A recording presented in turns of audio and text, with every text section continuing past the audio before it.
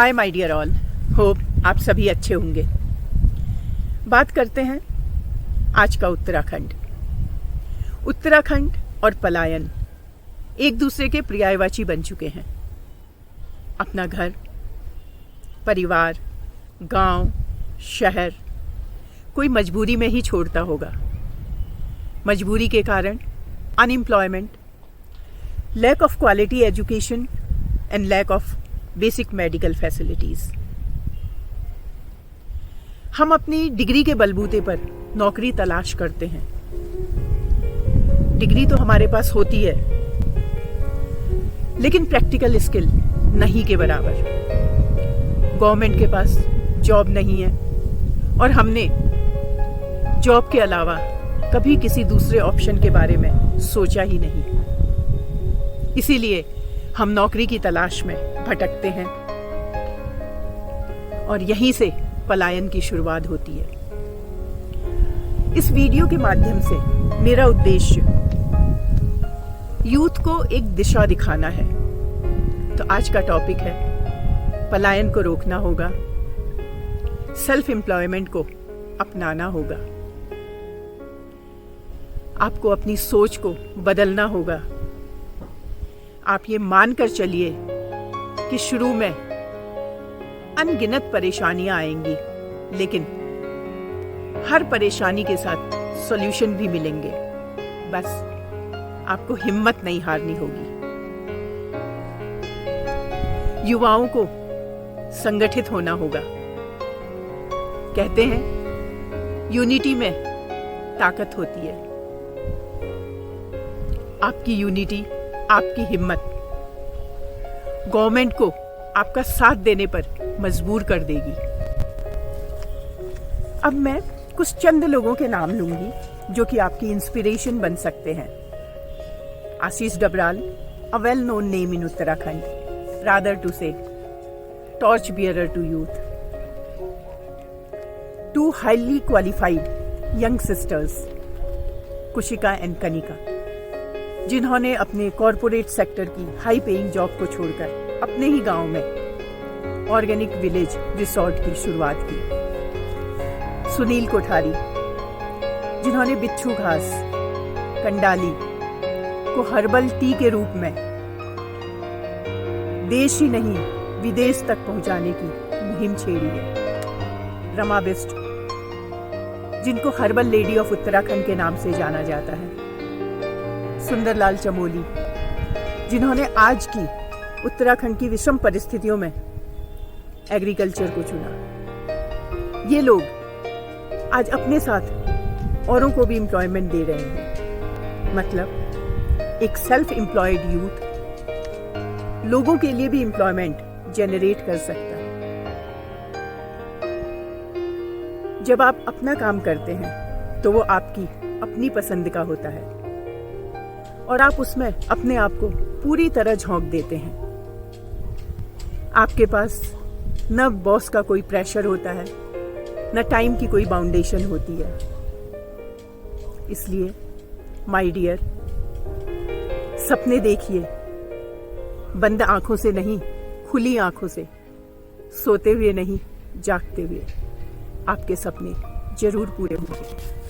अब बात करते हैं सेल्फ एम्प्लॉयमेंट के संभावित क्षेत्र, उसमें आने वाली परेशानियां और उनके समाधान।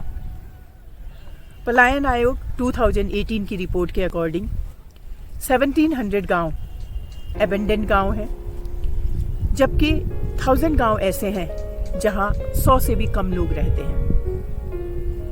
इन ताले लगे घरों को और इन एबेंडेंट गांवों को होम स्टे का रूप देना होगा।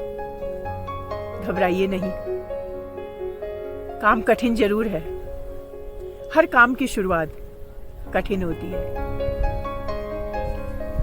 आपको इनके हाउस ओनर्स को अप्रोच करना होगा, उनकी सहमति लेनी होगी, जो कि एक आसान काम नहीं है। आपको उनके सामने उनके गांव का एक फ्यूचर मॉडल दिखाना होगा। धीरे धीरे वो लोग आपकी बात को समझेंगे, अपने गांव को आबाद होना देखना चाहेंगे।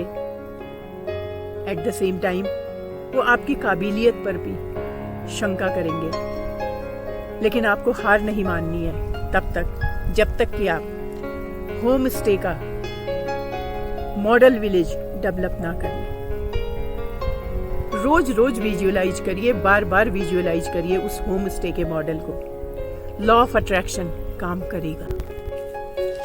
एक सोच ही होती है जो एक साधारण इंसान को असाधारण बना देती है।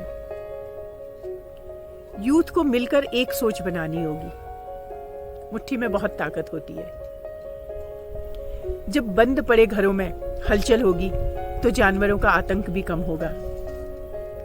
और साथ में डेटा ये भी बताते हैं कि लॉकडाउन के बाद लौटे प्रवासियों में 58% हॉस्पिटैलिटी एंड एडवेंचर टूरिज्म के सेक्टर से है। इनसे आपको खासी मदद मिल सकती है। इस समय रूरल डेवलपमेंट मिनिस्ट्री का ध्यान भी इस ओर है। गवर्नमेंट डेवलपमेंट चाहती है, लेकिन वो पेपर वर्क में ही घूमकर रह जाती है। सो आपको इस अपॉर्चुनिटी को कैश करना होगा। दीनदयाल उपाध्याय गृह आवास योजना से मिलने वाली सब्सिडी और इंटरेस्ट बेनिफिट के बारे में आप इंफॉर्मेशन ले सकते हैं। गवर्नमेंट से मिलने वाली स्कीम का फायदा लेना बहुत आसान नहीं तो बहुत मुश्किल भी नहीं है। अपने होम स्टे के साथ आप और सर्विसेज भी प्रोवाइड कर सकते हैं, जैसे taxi and bus facility, yoga and meditation centre, herbal garden visit, adventure and trekking activity, that handicraft and local products के आउटलेट। एक बात बताइए, क्या आपने कभी सोचा था कि वो बिच्छू घास और कंडाली कभी नेटल हर्बल टी के रूप में जानी जाएगी? शायद कभी नहीं। ऐसे ही एक दिन आपका होम स्टे मॉडल भी जाना जाएगा। अब बात करते हैं बंजर पड़ी खेती। जमीन के बंजर पड़ने की वजह परिवार में काम करने वाले लोगों की कमी, जानवरों से खेती को नुकसान, सिंचाई के लिए पानी की कमी होना, ये मेन कंसर्न है। एज अ यूथ आप अपनी बंजर पड़ी जमीन या गांव वालों से लीज पर जमीन को ले सकते हैं। कुछ ट्रेडिशनल क्रॉप्स हैं जो यहाँ पर उगाई जाती थी और आज भी कुछ लोगों ने लार्ज स्केल पे इनको उगाना शुरू कर दिया है, जैसे कि अदरक, हल्दी, बड़ी इलायची, लहसुन, प्याज। ये ऐसी क्रॉप्स हैं जिनको जंगली सुअर नुकसान नहीं पहुंचाता है। इनको ज़्यादा पानी और ज़्यादा देखभाल की ज़रूरत भी नहीं पड़ती है। 2-3 महीने में क्रॉप भी तैयार हो जाती है। अगर 2-3 गांव मिलकर मोनोक्रॉपिंग करें तो मार्केट भी मिल जाएगी, रिटर्न भी अच्छा होगा। टी प्लांटेशन उत्तराखंड में हर तरीके से एक बेहतरीन ऑप्शन है। इसके अलावा aloe vera, lemon grass, medicinal plants and flowers की खेती को भी जो जंगली जानवर हैं वो नुकसान नहीं पहुंचाते हैं। जहां तक जंगली सुअर के आतंक का सवाल है, हम शहर वाले अपनी सोसाइटी की सिक्योरिटी के लिए सिक्योरिटी गार्ड रखते हैं। सब गांव वाले मिलकर गांव की बाउंड्री में 2-3 जगह चौकसी के लिए किसी को हायर कर सकते हैं या रोटेशन वाइज ड्यूटी दे सकते हैं। पहले गांव में बंदरों को भगाने के लिए भोटिया कुत्ते हुआ करते थे, या शहर की तरह लंगूर वाले को रखा जा सकता है। आई डोंट नो कि मेरी ये सोच की प्रैक्टिकेबिलिटी कितनी है, लेकिन अगर प्रॉब्लम है तो सॉल्यूशन जरूर निकले। एक बार खेतों के आबाद होने से जमीन बारिश के पानी से रिचार्ज होने लगेगी। बारिश का पानी जो बहकर नदियों के वाटर लेवल को बढ़ा देता था, अब उसको जमीन सोख लेगी। वाटर मैनेजमेंट के लिए चाल खाल बनाई जा सकती हैं। स्ट्रीम्स को डाइवर्ट करके टैंक्स एंड रिजर्वॉयर बनाए जा सकते हैं। हिमालयन स्प्रिंग्स को रिचार्ज करने के लिए नॉन प्रॉफिट ऑर्गेनाइजेशन चिराग ने कम्युनिटी की हेल्प से हाइड्रोजियोलॉजिकल अप्रोच एडॉप्ट की है, जो कि इजी भी है और अफोर्डेबल भी है। कहने का मतलब है कि प्रॉब्लम्स हैं तो सॉल्यूशंस जरूर मिलेंगे। There are many state and central government schemes for agriculture sector. Actual में गवर्नमेंट की स्कीम्स की सही जानकारी का न होना एक बहुत बड़ा सेटबैक है। जनरली हमारी सोच ये होती है कि गवर्नमेंट की स्कीम का फ़ायदा उठाना एक टेढ़ी खीर है और हम लोगों के एक्सपीरियंसेस से डीमोटिवेट भी हो जाते हैं। मेरे पास एक गांव का जीता जागता उदाहरण है। उस गांव की हर महिला को उस गांव के लिए मिलने वाली गवर्नमेंट स्कीम्स का पूरा नॉलेज है और वो उसका फ़ायदा भी उठा रही हैं। उस गांव की हर महिला सेल्फ एम्प्लॉयड है। हो सकता है मैं उस पर एक वीडियो भी बनाऊं। उत्तराखंड में पैक्ड मिल्क कभी सोचा भी नहीं था।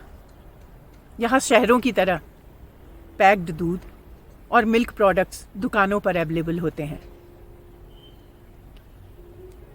पहाड़ों में थैली का दूध, it was beyond my imagination. आज से मात्र 33 साल पहले का उत्तराखंड बिल्कुल अलग था। यहाँ घास की कोई कमी नहीं है, जंगलों की कमी नहीं है। अब तो सरकार ने घसियारी कल्याणी योजना के अंडर पैक्ड फॉडर भी अवेलेबल करवा दिया है। जरा सोचिए, पशुपालन, डेयरी प्रोडक्ट्स के उत्पाद यहाँ सेल्फ एम्प्लॉयमेंट के लिए एक बेहतरीन ऑप्शन है।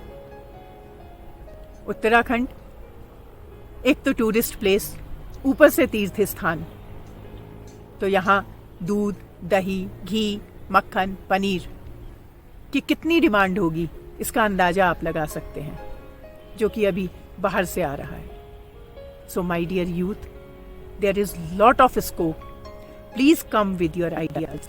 इसके अलावा goat farming, poultry farming, fish culture, मधुमक्खी पालन, इन सबको आप स्मॉल स्केल पे कम इन्वेस्टमेंट के साथ एज एन इंटीग्रेटेड प्रोजेक्ट शुरू कर सकते हैं। वहीं आप गोबर से कंपोस्टिंग कर सकते हैं, गमले, उपले, हवन की लकड़ी, दिया वगैरह बना सकते हैं। गौमूत्र से आप बायो पेस्टिसाइड्स डेवलप कर सकते हैं और ग्रोथ प्रमोटर्स डेवलप कर सकते हैं। वो बच्चे जो हायर स्टडीज़ करते हैं उनके लिए अकॉर्डिंगली हाई प्रोफाइल जॉब अपने स्टेट में नहीं मिल पाता है, तो उनका बाहर जाना उचित भी है। और यहाँ के काफ़ी बच्चे फौज में जाना चाहते हैं। अगर उनका फौज में सिलेक्शन नहीं होता है तो फिर वो कोई भी जॉब ऑप्ट कर लेते हैं और उसी में संतुष्ट हो जाते हैं। एक्चुअल में यहाँ के यूथ को प्रॉपर गाइडेंस की ज़रूरत है। ऐसी बात नहीं है, गवर्नमेंट की बहुत स्कीम्स हैं, तो उनकी सही जानकारी होना यूथ के लिए बहुत आवश्यक है। जैसे कि प्राइम मिनिस्टर विकास कौशल योजना, जिसके अंडर 3 महीने, 6 महीने और 1 साल की ट्रेनिंग का प्रावधान है, जिसमें आपको ऑनलाइन अप्लाई करना पड़ता है। ये ट्रेनिंग फ्री ऑफ कॉस्ट है, इवन आपको फाइनेंशियल सपोर्ट भी मिलता है। इसके अलावा छोटे छोटे कुटीर उद्योग और प्रोसेसिंग यूनिट्स को मिनिमम इन्वेस्टमेंट के साथ डाला जा सकता है। कुछ लोगों ने packaging units and processing units की शुरुआत भी की है। इन सभी को सोशल मीडिया के थ्रू कनेक्ट होकर एक प्रोजेक्ट के रूप में काम करने की ज़रूरत है, जिससे फ्यूचर पर्सपेक्टिव ब्राइट होगा। और इसके अलावा गवर्नमेंट की फूड प्रोसेसिंग इंसेंटिव स्कीम का फ़ायदा भी ये लोग उठा सकते हैं। अब मैं गवर्नमेंट की कुछ स्कीम्स के बारे में बात करूंगी। वैसे तो आपको गवर्नमेंट की स्कीम नेट से इजीली मिल जाएंगी। So number 1 is Veer Chandra Singh Garhwali tourism self employment योजना। दूसरी है आपकी मुख्यमंत्री स्वरोजगार योजना, जिसमें कि सर्विस सेक्टर के लिए 10 लाख तक का लोन आप लोगों को मिल सकता है। इसके अलावा है एक आपकी सेल्फ एम्प्लॉयमेंट स्कीम है, जिसमें कि छोटे सोलर प्लांट से लेके 25 किलोवाट तक के सोलर प्लांट का डिस्ट्रीब्यूशन है। 10,000 लोगों को डिस्ट्रीब्यूट किए जाएंगे मार्च 2022 तक। इसके अलावा उत्तराखंड की महिलाओं में सेल्फ एम्प्लॉयमेंट को बढ़ावा देने के लिए मुख्यमंत्री नारी सशक्तिकरण योजना। Okay, so all details you can get from the net. सरकार से रिक्वेस्ट है कि अब बिना समय गंवाए हमारे गांव को, हमारे खेतों को आबाद करने में हमारे यूथ का साथ दें। उत्तराखंड की पहचान उसके प्राकृतिक सौंदर्य, उसके गांव, उसके खेत और उसकी संस्कृति है। उनको रिवाइव करने के लिए इन्हीं पहलुओं से शुरुआत करनी पड़ेगी। इस वीडियो को यहीं समाप्त करती हूँ, अदरवाइज वीडियो बहुत लंबी हो जाएगी। अगर आप मेरी सोच से एग्री करते हैं तो please hit the like button so that मैं आपकी सोच को समझ पाऊँ। फिर मिलते हैं एक नई वीडियो के साथ आपके अपने ही YouTube channel Manjusha an influencer में।